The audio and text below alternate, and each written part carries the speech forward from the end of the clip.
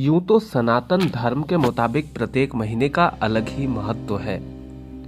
भारतीय संस्कृति से सरोबार भारतवर्षी प्रत्येक महीने में भगवान पर आस्था रखकर कुछ न कुछ ऐसे पूजन जरूर करते हैं जिससे उनके घर में सुख शांति बनी रहे। भगवान की कृपा भी उन पर विराजमान होती है और प्रत्येक व्यक्ति को एक सुखद अनुभूति भी मिलता है। लेकिन फिलहाल 10 अक्टूबर से कार्तिक महीना प्रारंभ होने को है। कार्तिक महीना जिसे दामोदर मास के रूप में भी जाना जाता है। तो आज के इस वीडियो पर बात होगी कार्तिक मास की तिथि, महत्व और नियम के बारे में। भगवान विष्णु का प्रिय कार्तिक मास 10 अक्टूबर से प्रारंभ हो रहा है। आश्विन मास की पूर्णिमा तिथि के बाद से कार्तिक मास का आरंभ माना जाता है। इस बार शरद पूर्णिमा 9 अक्टूबर को है और उसके अगले दिन से यानी कि 10 अक्टूबर से कार्तिक मास प्रारंभ हो जाएगा।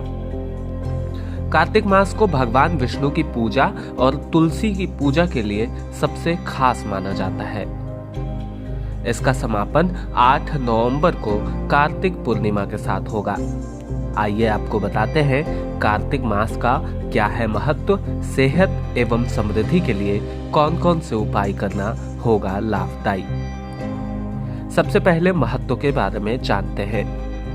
पौराणिक मान्यताओं के अनुसार चातुर्मास का सबसे प्रमुख मास होता है कार्तिक मास।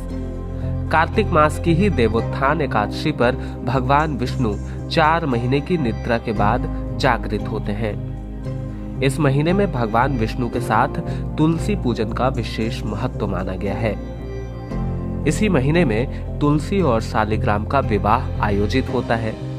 कार्तिक मास में गंगा स्नान, दीपदान, यज्ञ और अनुष्ठान परम फल देने वाले माने गए हैं। इनको करने से व्यक्ति के कष्ट दूर होने के साथ साथ पुण्य की प्राप्ति होती है और ग्रह दशा भी सुधरती है। इस महीने में ही धनतेरस, दिवाली, छठ और कार्तिक पूर्णिमा जैसे महत्वपूर्ण व्रत त्योहार पड़ते हैं। पौराणिक मान्यताओं के अनुसार इस महीने में श्री हरि मत्स्य अवतार में रहते हैं, इसलिए इस महीने में भूलकर भी मछली या फिर अन्य प्रकार की तामसिक चीजों का सेवन नहीं करना चाहिए।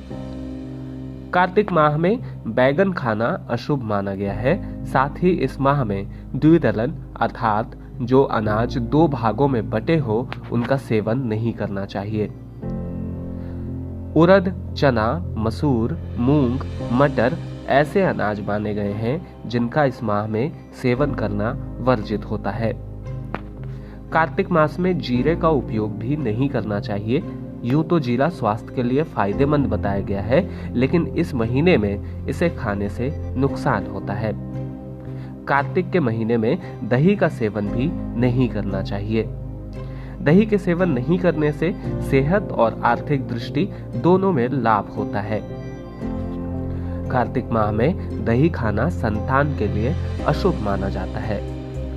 कार्तिक के महीने में करेला का भी उपयोग नहीं करना चाहिए। ऐसा माना जाता है कि करेला वात रोग बढ़ाने वाली सब्जी है और इस महीने में करेले में कीड़े पड़ जाते हैं, इसलिए इसे खाना स्वास्थ्य के लिए हानिकारक माना गया है। कार्तिक के महीने में मूली खाना शास्त्रों में बहुत ही फायदेमंद माना गया है।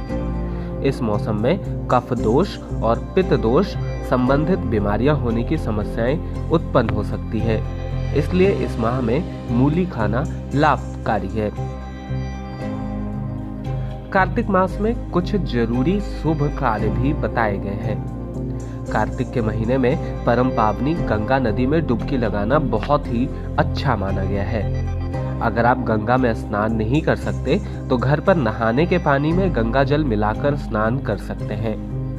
कार्तिक के महीने में पूरे 30 दिन तुलसी के नीचे घी का दीपक जरूर जलाना चाहिए। अगर आप लगातार इतने दिन दीपक जलाने में असमर्थ हैं, तो देवोत्थान एकादशी से लेकर कार्तिक पूर्णिमा तक कम से कम 5 दिन दीपक जरूर जलाएं। तुलसी के पूजा करने पर मां लक्ष्मी के साथ साथ कुबेर जी की कृपा भी प्राप्त होती है। कार्तिक के महीने में भगवान विष्णु का स्मरण करते हुए शाम के वक्त पूजा के स्थान में तिल के तेल का दीपक जलाकर रखें। पौराणिक मान्यताओं के अनुसार भगवान विष्णु ने स्वयं कुबेर जी से कहा कि कार्तिक मास में जो मेरी उपासना करेगा उसे कभी धन की कमी नहीं होनी चाहिए। इस महीने में पलंग पर सोने की बजाय भूमि पर सोना अधिक श्रेष्ठ माना जाता है। इसके साथ साथ कार्तिक के पावन महीने में जरूरतमंदों को यथासंभव अन्न और वस्त्र दान करना चाहिए। रोजाना उगते सूर्य को भी जल देना चाहिए। तो ये थी कार्तिक मास से जुड़ी हुई संपूर्ण जानकारी। उम्मीद है कि आपको ये जानकारी पसंद आई होगी और ऐसे ही और बेहतरीन जानकारियों के लिए देखते रहिए सनातन संस्कार। आपका समय शुभ हो।